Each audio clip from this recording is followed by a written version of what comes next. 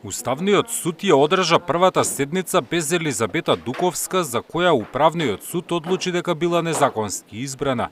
На почеток од седницата, без да го спомене незиното име, председателот Дарко Костадиновски рече дека се повлекува предмет кој според претходно изработениот план бил во рацете на Дуковска.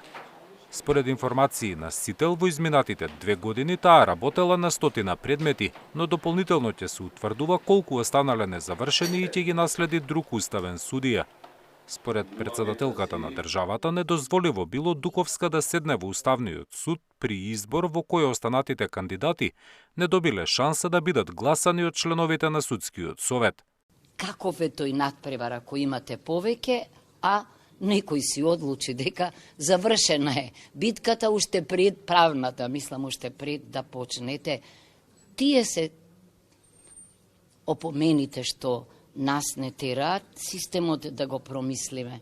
Значи, на вистина, ако сакаме да имаме уставен суд што ќе биде против тежа на трите власти, четврта власт, одважна власт, треба навреме, ова е и лекција за пратениците, бидејќи да, тие ги представуваат граѓаните и гласаат по собствено уверување, ама во политика, во границите на правото.